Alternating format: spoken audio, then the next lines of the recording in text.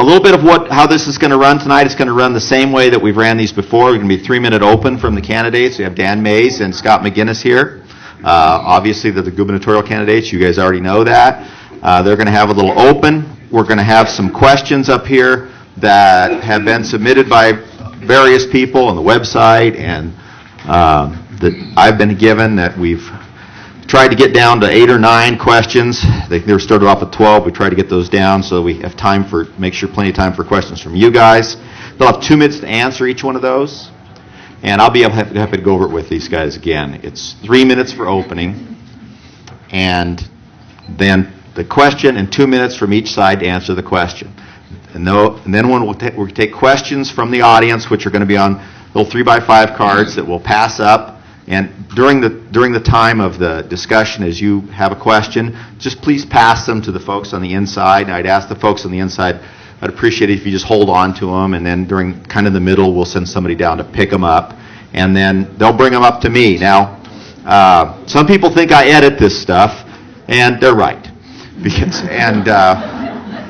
But what I do is I try and take the cards and I try and put them in 4 or 5 piles. Because we get so many, there's no way we're going to get all of them answered. I try and put them in 4 or 5 piles of the same general question, and then I try and read them while I'm sitting up there and try and ask a question that I feel like kind of covers most of the specifics that people are asking. So that's how I do it. I don't take questions out that I don't like for the candidate or I think makes one look good or one looks bad. I don't do that. But I do try and at least put them in categories and ask kind of an overarching question. And we try and be as specific as we can and still cover the area that seems like the people have the most interest in out here. Okay, and they'll have a minute to answer that. And then at the end of this, we will have a 2-minute wrap-up from everyone. And then the candidates will be around for a little while afterwards, and feel free. I'm sure they'd be happy to talk to you and answer some of your specific questions and so forth. So, if that's all fair and square, let's get Dan and Scott up here if they'd like to come forward. Oh, yes.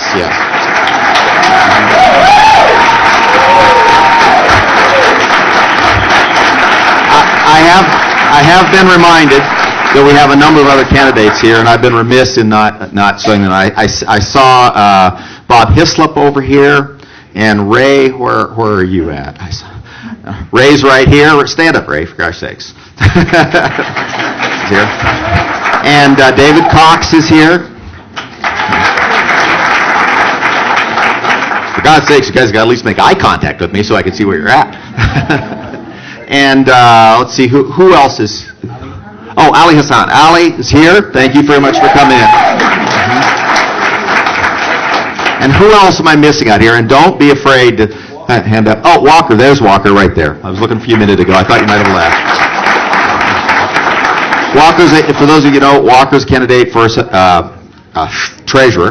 state treasurer, and he's been here before. And is there anybody else out here that's running or interested or is thinking of voting that the one to be introduced? Anything like that? Okay.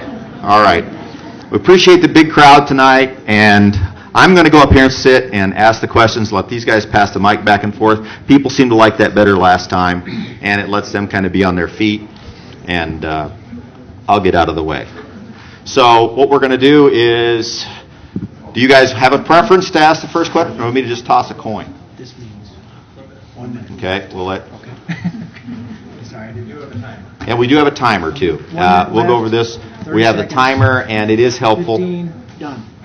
I did have a boat horn over there, but apparently Sandy took it with... Sandy took the boat horn with her? Yeah, okay. All right, I'm going to flip a coin here, and we'll decide who goes first.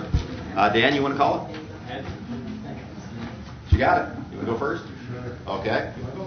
Whoever wants to go first. Okay. Second's usually better. There you go.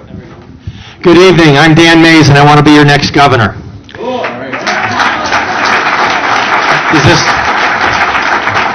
Hopefully this will work if I move around a little bit. Are you tired of a governor who keeps ignoring our state constitution? Yes. Yeah. Are you tired of all the new taxes and fees? Yes. Is it time to send Bill Ritter home now? Yes. Well, I'm here to help, and I'm not from the government. And let's just say to John Hickenlooper, don't quit your day job, Mayor, because you're going to need it. Folks, thank you so much for coming out. What an honor it is to be on the Western Slope. This is probably my 6th trip to Grand Junction and over a dozen trips to the Western Slope in the last 12 months I've been on the trail. It's an honor to be in your congressman's backyard and the backyard of Senator Josh Penry, 2 men that I've come to know and learned to respect a lot over the last many, many months.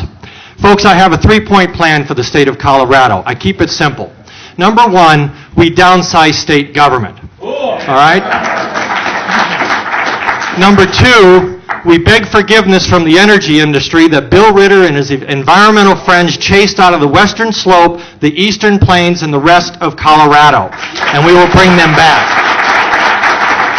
The third piece would bring back Ronald Reagan. And that is if we have smaller government with low cost, and we have strong energy revenue and small business revenue coming in the private sector, we have something left over called a profit, God forbid, and then we create a rainy day fund and we put money back in your pockets. That's what Tabor says. If we have excess revenue, it should go back into your pockets.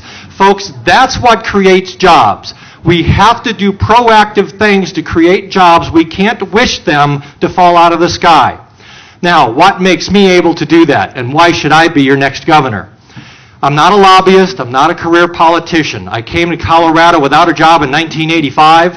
I stumbled into business by accident.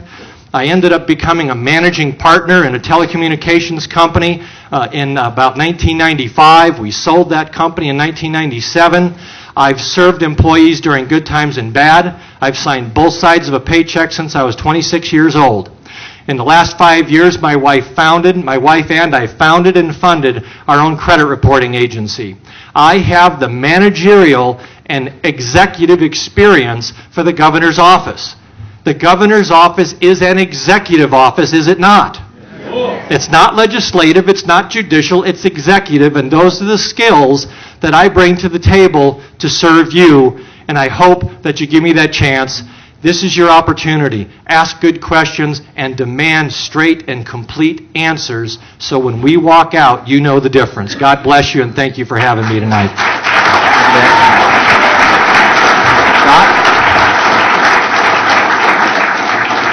Well, thank you, and thank you for our sponsors. And Rick, thank you for being the MC of this. Let me introduce very quickly my wife, Lori. Believe it or not, that's a 93-pound cattle rancher.